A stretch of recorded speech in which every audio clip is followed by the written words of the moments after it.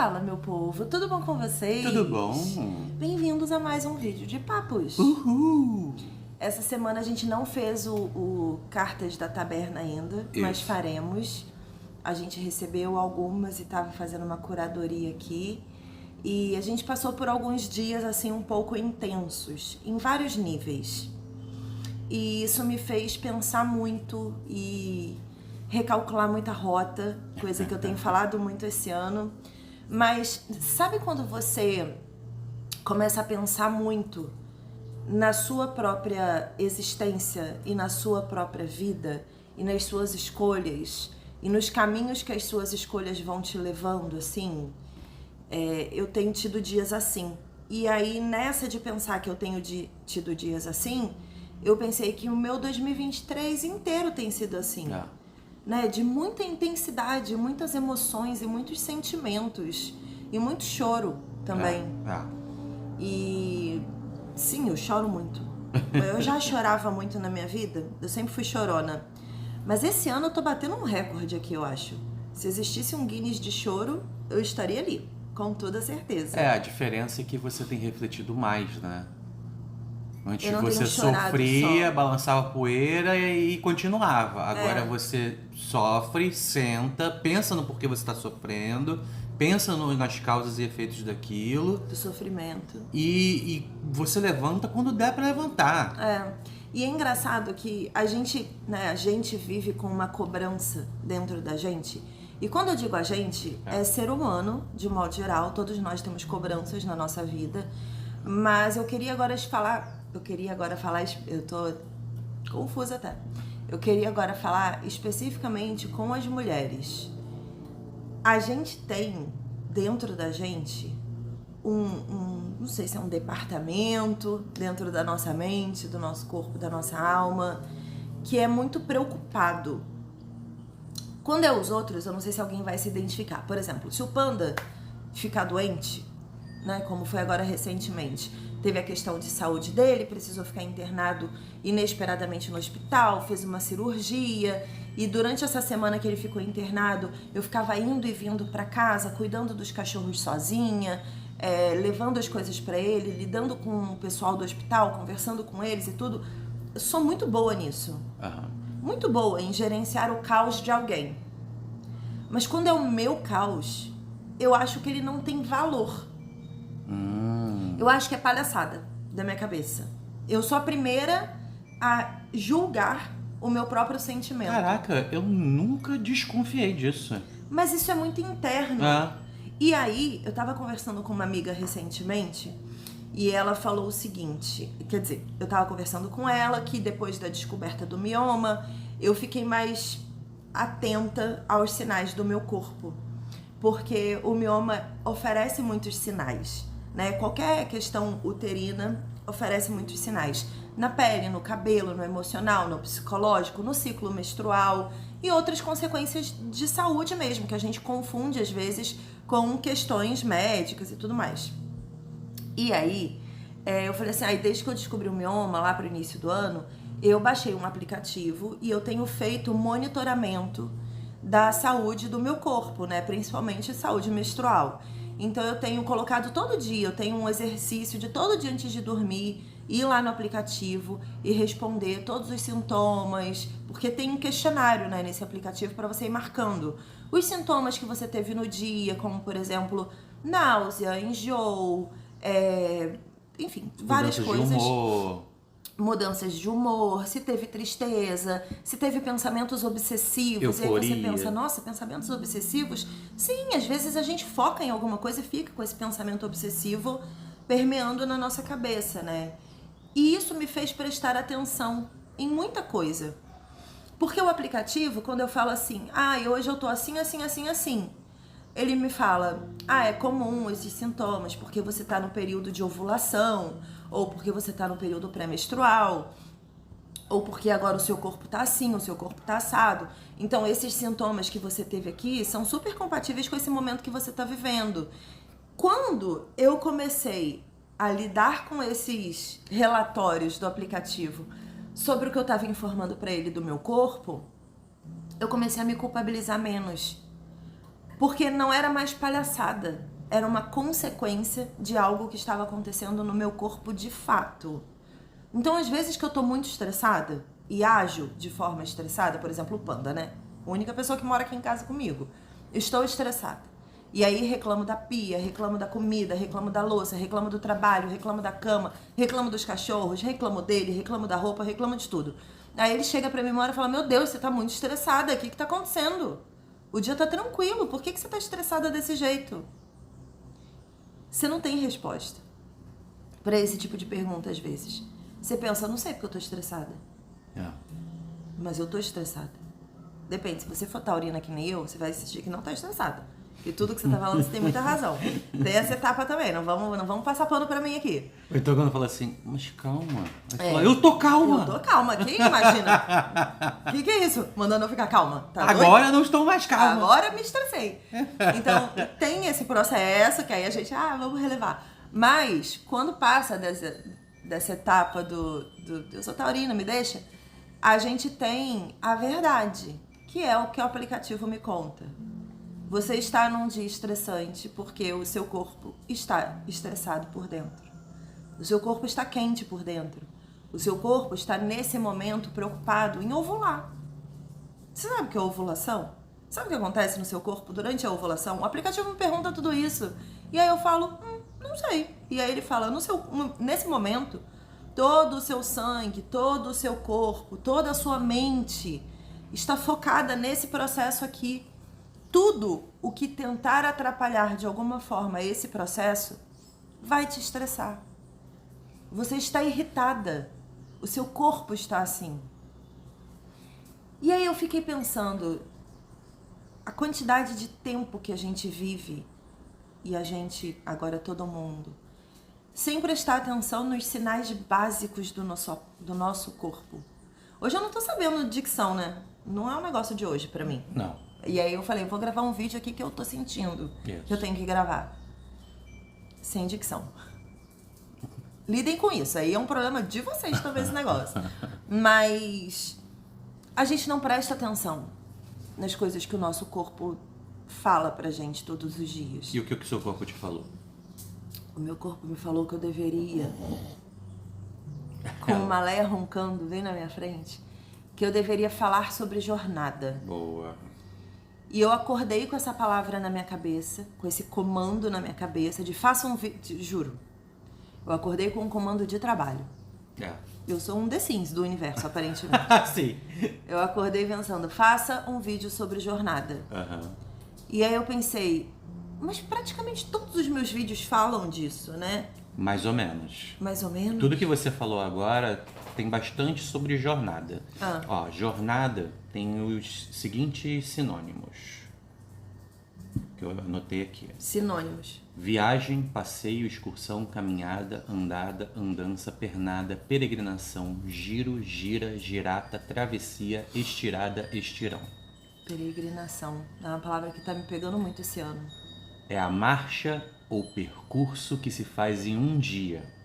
A diferença de uma jornada para uma caminhada é que caminhada você pode fazer com mais pessoas. A jornada é sozinha.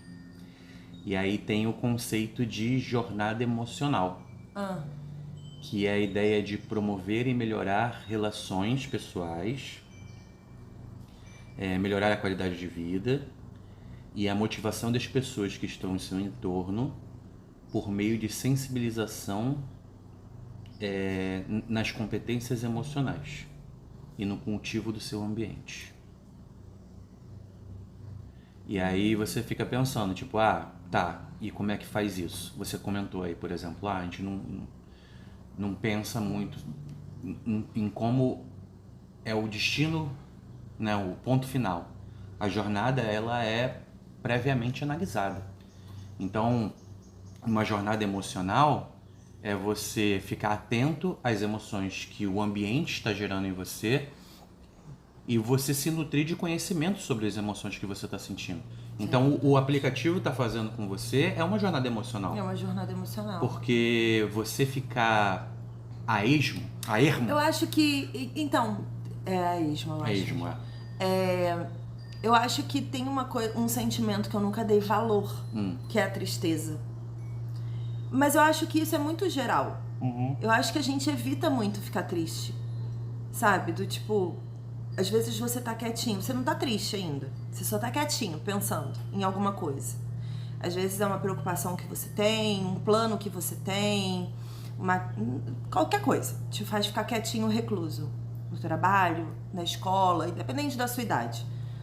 E aí sempre chega alguém do seu lado e fala: o que aconteceu? Tá tudo bem? Então, isso aí é o que fala a jornada emocional sobre o cultivo do ambiente, porque você não está errado em se sentir triste, mas se você cultiva um bom ambiente ao seu redor, o ambiente tenta equilibrar. É que nem aquele filme que a gente assistiu do Trolls. Sim. Eu nunca tinha visto. O Panda nunca tinha visto o Trolls. E aí a gente assistiu e mostra uma personagem muito feliz. Sim.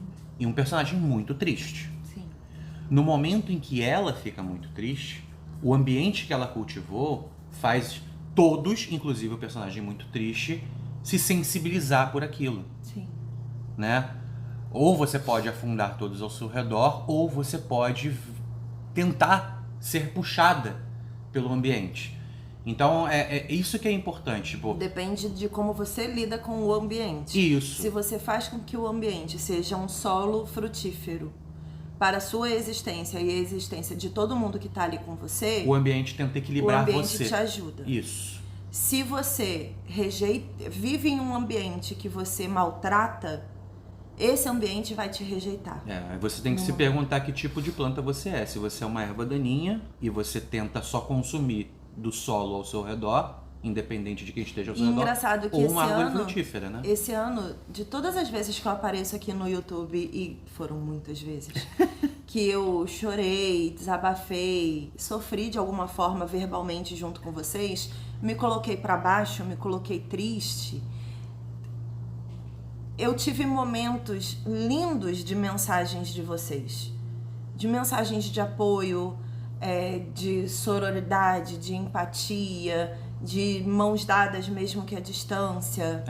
Todas as vezes vocês estiveram comigo.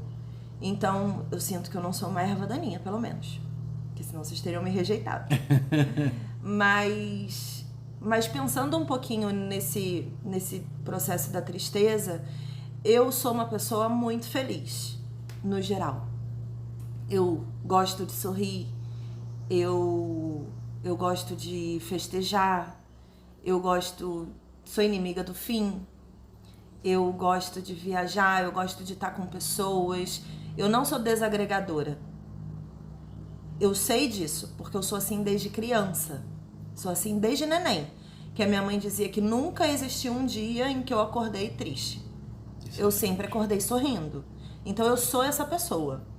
Mas eu tenho, desde a pandemia, né? Então posso puxar um pouquinho esse período, porque é quando eu sinto que essa melancolia começou a tomar conta de mim, assim.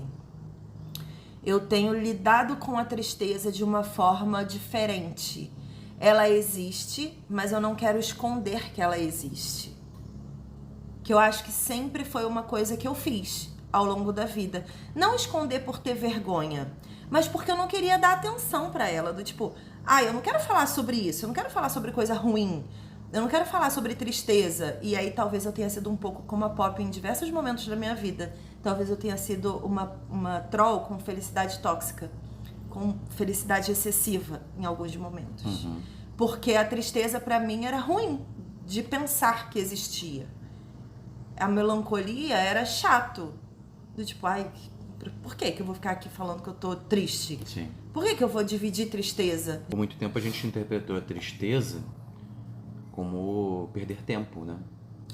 É como se fosse... Sabe aquele negócio de você tá triste sentadinha num canto e aí chega alguém e fala: que isso, se movimenta, vamos fazer, vamos acontecer, deixa essa tristeza de lado. Talvez eu não possa deixar essa tristeza de lado. Talvez eu tenha que viver essa tristeza e prestar atenção nos sinais do meu corpo e da minha mente que estão me trazendo essa tristeza aqui de bandeja. Esse desconfortinho de não sei se eu queria estar indo nessa velocidade, não sei se eu queria estar indo nessa direção, não sei se eu queria estar indo com essas pessoas. E aí você tem que parar refletir nos sentimentos que o seu corpo tá expressando, para você entender da onde vem, quais são os desconfortos e para onde você quer ir. E às vezes a tristeza, ela é um sinal do seu corpo. Às vezes não, sempre. Ela é um sinal do seu corpo. Se a sua mente e o seu coração estão despedaçados, tristes, melancólicos e para baixo, é porque você está trazendo para dentro coisas que não são boas. Então, mas uma coisa que a gente tem que pensar é que uma grande tristeza só se tornou grande por ela ter sido deixada de lado e não ter tido a devida atenção. Exato. Existe toda uma escala de valor dentro de um sentimento, Sim, né? sim.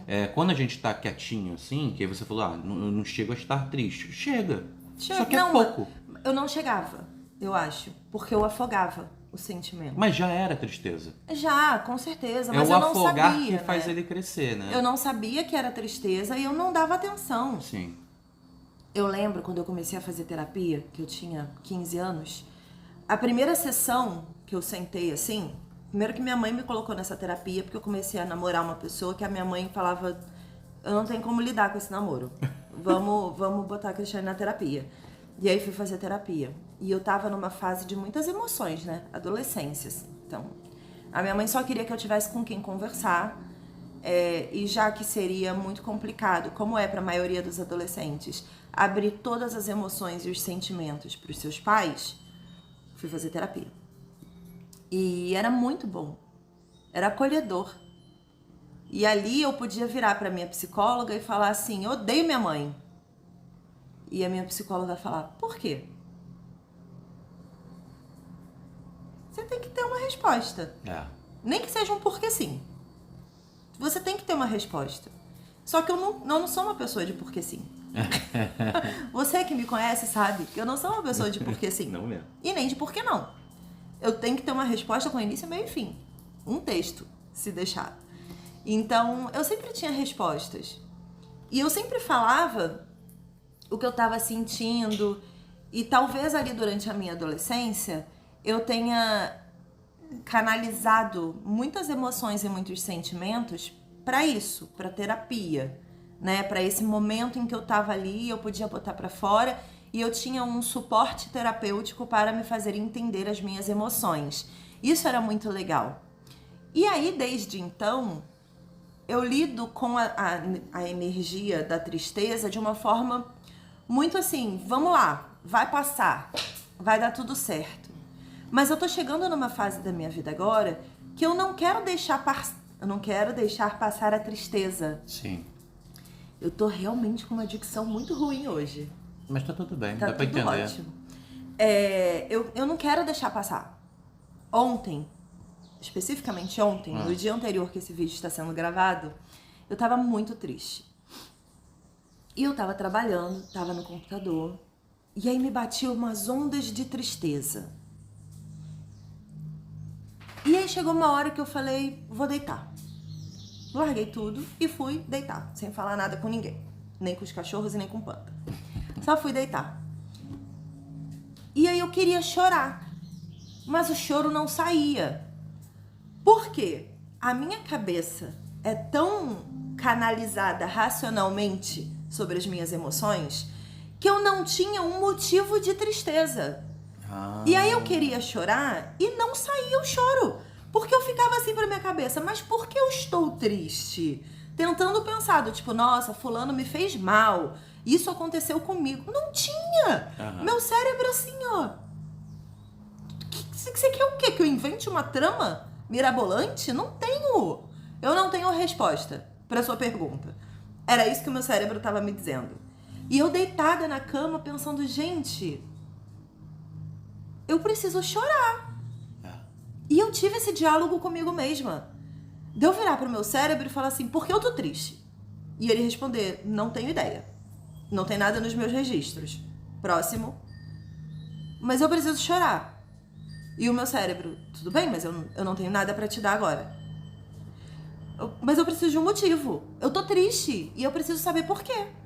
E o meu cérebro, meu anjo, eu não sei se você entendeu, mas eu olhei a minha prateleira de tristeza e não tenho nada pra te oferecer.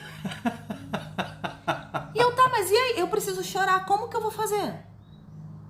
E o meu cérebro pra mim, chora. A lágrima tá no olho, suprimento certo, é só chorar. E eu disse, mas não existe motivo, não existe tristeza sem motivo. Não existe tristeza sem razão. Eu juro pra vocês que eu tive esse diálogo com a minha cabeça ontem. Que eu queria chorar, eu forçava o choro e não saía, porque eu não tinha quem culpar pra chorar. Aham. Até que chegou uma hora que eu pensei, mas eu tô triste. E isso já é motivo. E pode ser só por causa de mim. Tipo, eu posso ser a raiz dessa minha tristeza, dessa minha melancolia. Eu posso simplesmente chorar porque eu preciso chorar. E aí eu chorei. Quando eu aceitei que eu podia chorar, eu chorei. E aí, nesse choro, eu fiquei... Ah, engraçado, né? Porque você falou que na terapia você não era uma pessoa do porquê sim, mas aí agora, nesse momento da vida, o porquê sim te supre bem. Me supre bem. Ah, por que você tem que tirar? Porque sim. E é isso. E você tá aí, experimentando algo que você não experimentou que eu até nunca agora. experimentei. E aí eu chorei. E aí, depois que eu chorei, é como se eu tivesse realmente, assim, esvaziado um pote que tava sobrecarregado. Que tava se sentindo mal e agitado e correndo numa velocidade mais rápida do que eu queria. E sei lá, você não tem quem culpar às vezes, sabe? Você não tem lugar pra apontar dedo, você só precisa fazer alguma coisa. E aí eu fiz, eu chorei. E depois que eu chorei, eu fiquei pensando muito que eu precisava, sei lá, de uma direção, de um sentimento de propósito. É como se eu tivesse sem isso, sabe? Por algumas horas, assim. É como se o meu corpo tivesse assim, não tô sabendo o que a gente... E agora? O que a gente faz? E eu assim, tá, eu não sei, não tem nada. E eu não quero pensar também agora. Conversei muito com o meu corpo ontem, foi uma reunião, eu e minha cabeça. Uma reunião, assim, interna muito grande.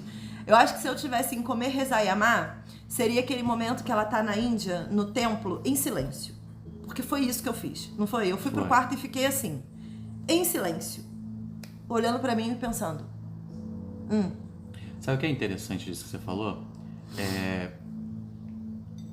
A gente não sabe racionalizar, a gente não sabe como sintetizar os sentimentos, né? Mas todos os nossos sentimentos são um reflexo biológico e neurológico de uma sensação. Sim. Né? Então, não é muito sobre os nossos pensamentos, é muito sobre os nossos sentidos, né? Sim. Aí eu lembro de um livro, porque a gente resume os 5 sentidos, mas é um grande resumo de tudo que a gente sente, né? Sim. Existem sensações que não estão limitadas aos 5 sentidos. A gente não conhece, nossa. Tem um livro que eu li chamado Os Super Sentidos, que ela lista, quem listou os 5 sentidos foi Aristóteles. E o mesmo que disse que o corpo da mulher é um corpo masculino decepado? Entendi. Ele listou os 5 sentidos, mas aí os estudos que hoje já evoluíram já listam mais de 32 sentidos. São muitos sentidos e são muitas emoções também. E aí é um livro ótimo assim para ler, para você explorar um pouquinho mais os seus sentidos. Sim. E saber um pouquinho mais dos seus próprios sentimentos, porque às vezes não é aquilo que você vê, ou que você ouve, ou que você come. Às vezes é o que vibra. E você não viu, você não ouviu, você não experimentou. A gente não estuda o sentido você não encostou. Vibração. E é engraçado você falar isso, e o significado de jornada também, esse negócio da peregrinação. Eu vi esses dias que a Anitta fez uma peregrinação no Monte Everest, e ela fez algumas outras peregrinações, e ela diz que isso mudou a vida dela, que fez ela ser outra pessoa. Ela foi no podcast da Jo e da Fepa e falou bastante sobre isso, que ela ficou quase 1 ano sem transar, que ela tinha uma vida sexual muito ativa e muito agitada, e chegou um momento da vida dela que ela não sentia necessidade apenas disso e viveu um momento muito pra ela. Só que por ser Anitta, as pessoas têm muito preconceito com a Anitta, né? E é preconceito mesmo. Você pode justificar da forma que você quiser. Ah, mas eu não acho que ela canta bem, eu não gosto da roupa dela, eu não gosto de como ela anda. É preconceito. Todos esses sentimentos, quando você rejeita alguém por ela ser quem ela é preconceito. Só pra... A gente não passar pano aqui pra gente preconceituosa, né? A gente já separa o joio do trigo nesse momento aqui. Mas ela viveu uma coisa que transformou a vida dela. E aí eu vi que ela foi consultada com a xamã, que é a mesma xamã que atendeu a Fernandinha. Ah, ela é muito legal. E que atendeu várias outras atrizes e tudo Souza, mais. Né? A Fernanda Souza e várias outras atrizes e tudo mais. E aí eu vi que algumas pessoas começaram a odiar essa xamã e popularizar frases como: nossa, é muito fácil tirar dinheiro de rico mesmo, porque tem o negócio da constelação familiar, que muita gente odeia, tem, enfim, várias questões. E o xamanismo, a bruxaria, qualquer crença de matriz africana, e aqui eu tô listando, não tô dizendo que é tudo a mesma coisa, sofre preconceito desde sempre. Sim. Né? A gente que, por exemplo, acredita nos astros, no cosmos, na conexão com o universo, a gente sofre preconceito. Tem sempre alguém fazendo uma piadinha, outra, vai lá, a pessoa que acredita em signo, é ridículo. Então, assim, existe um preconceito de tudo que foge ao que a sociedade define como correto. E aí, pra todo mundo entender, não existe crença correta.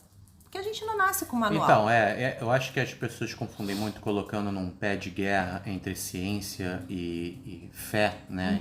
Religião como um todo. Mas a gente tem que pensar que são esferas de conhecimentos diferentes. Às vezes elas se esbarram em um conceito ou outro, né? E aí gera realmente o conflito.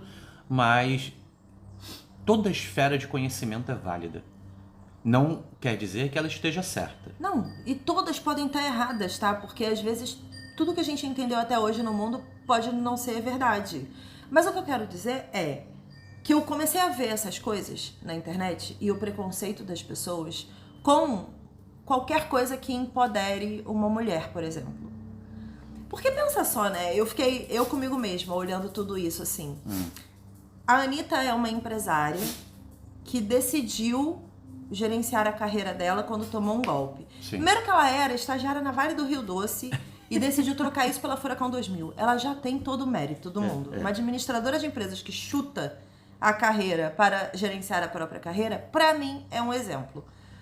E aí, nesse processo, ela já mudou muitas coisas, né, da carreira dela. Mas no momento que ela fica autocentrada e começa a ter um sucesso, assim, meteórico, e conquistar coisas que ninguém nunca conquistou, as pessoas começam a odiar essa mulher.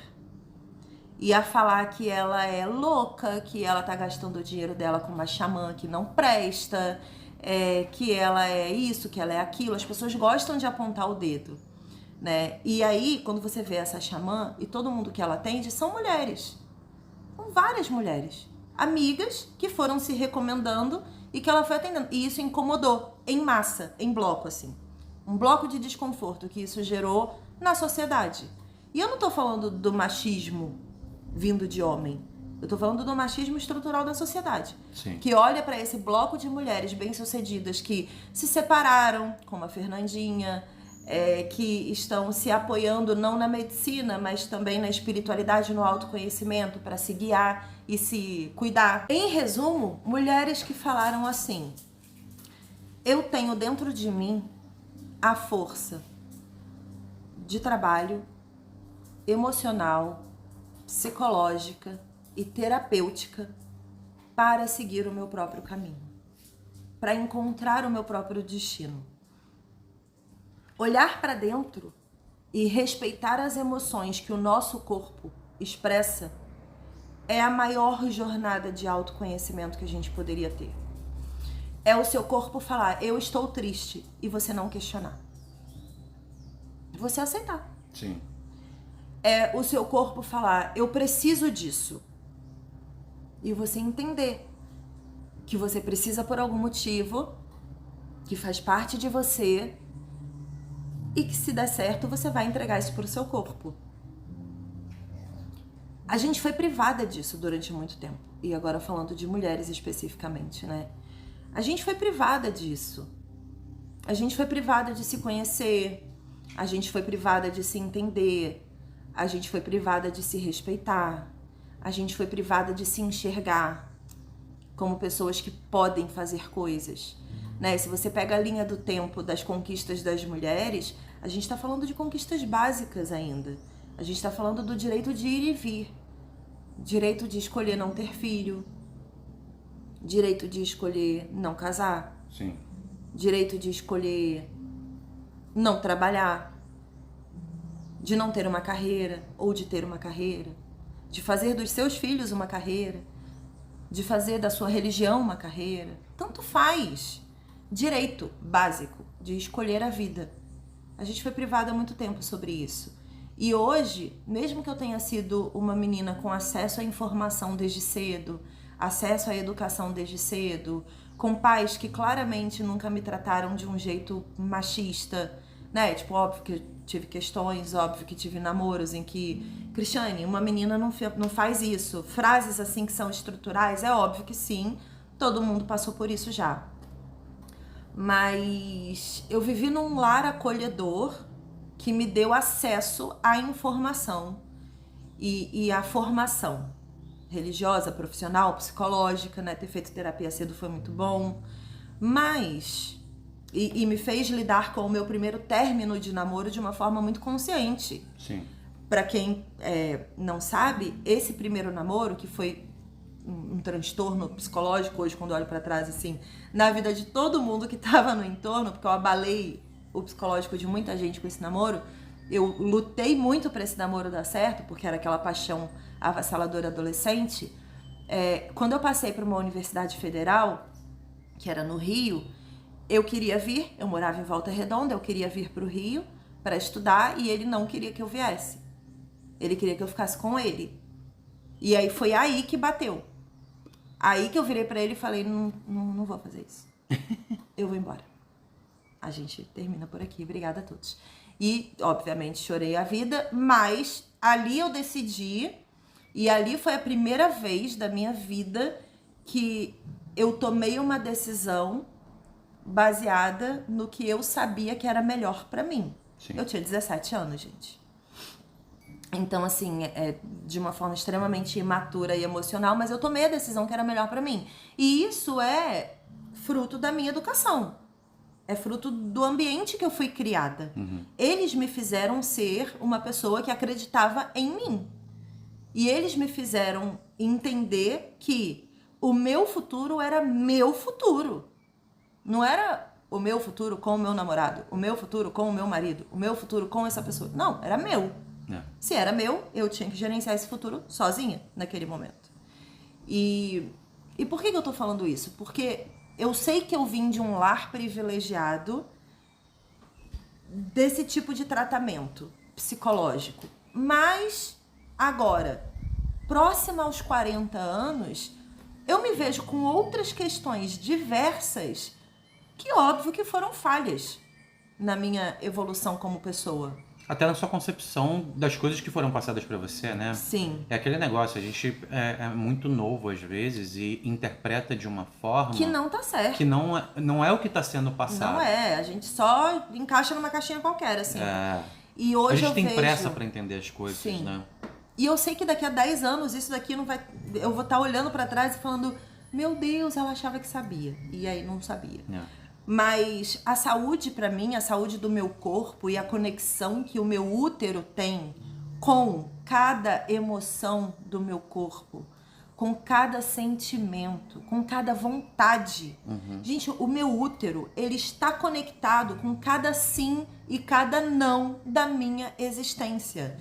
Entender isso é ao mesmo tempo incrível e devastador. Porque aí eu fico pensando, quantas vezes o meu sim gerou dores dentro do meu corpo? Que eu não sabia, que eu não prestava atenção, que eu não ligava. É palhaçada. Que eu achava palhaçada. Quantas vezes eu enfrentei a minha dor? Quantas vezes? Posso falar de recentemente. Até receber um diagnóstico, até muito recentemente. Eu olhava para minha dor e falava, ai, um saco isso. Era um obstáculo na minha vida aquela dor. Não era algo que eu queria acolher. Eu não olhava para o meu corpo e falava, tá, eu entendi que você não tá bem. Então vamos ficar quietinho aqui, eu e você. Até você se curar. Porque eu preciso de você, corpo, comigo, pra gente viver. Entende? Que é básico isso? É básico. É como se eu fosse um neném querendo correr, sendo que eu não tinha nem levantado ainda. É isso. E aí eu olhei pro meu corpo ontem e falei, você tá triste? Você quer se recolher? Então vamos deitar. E aí é como se eu tivesse pegado esse neném e levado pro berço. E falado, deita e chora. Porque é isso que você quer. É. E ele fez o que ele precisava. Botei pra fora a água que eu precisava botar do meu corpo. E fiquei bem depois. Ó, encontrei um texto aqui sobre aproveitar a jornada por budismo. É saber qual o destino final desejado, remar em sua direção, mas não se desestabilizar com as mudanças de rota, com as pausas imprevistas ou previstas, ou com os obstáculos pelo caminho. É isso. Não existe uma jornada igual a da Anitta, igual a da Fernanda Souza. Eu acho que não existe se várias mulheres se atenderam com essa xamã e várias se encontraram nas suas particularidades. Não existe um guia igual para todo mundo. Não. Existe a sua dor, a forma com que você vai lidar com a sua dor e as formas que alguém de fora pode te ajudar a lidar com a sua dor.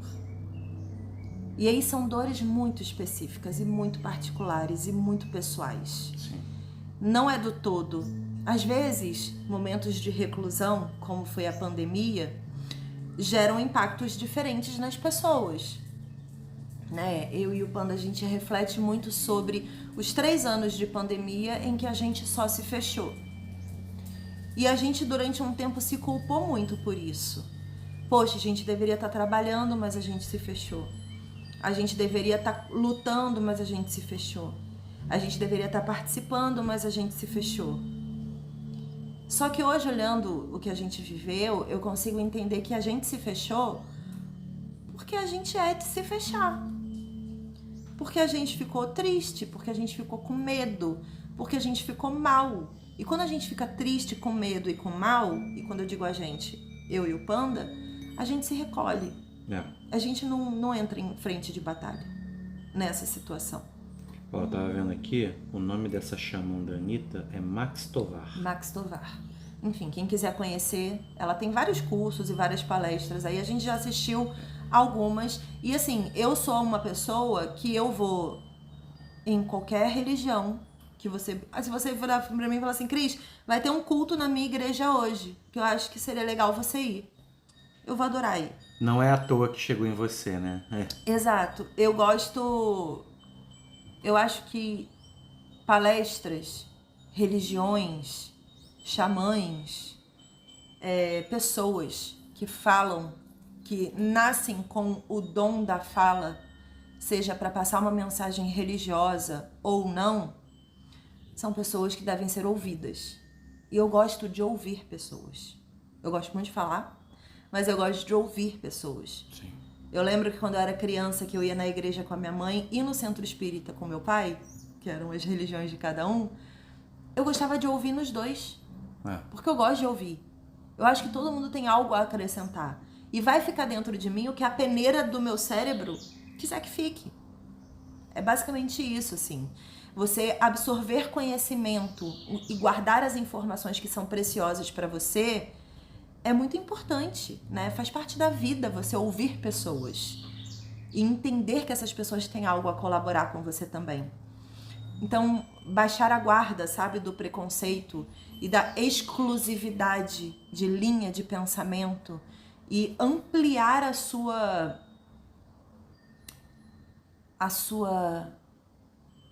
versão de mundo. Acho que pode ser assim. Ampliar. Quanto mais pessoas você ouvir, quanto mais versões da mesma história você ouvir, porque no fim das contas é isso, são versões diferentes de uma mesma história, que é a nossa. Quanto mais a gente ouvir todas essas versões, mais próximo talvez da aceitação a gente chegue. Penso assim. É meio como His Dark Materials mostra lá nas árvores, que tem lá visivelmente o pó saindo delas e indo para o universo, assim.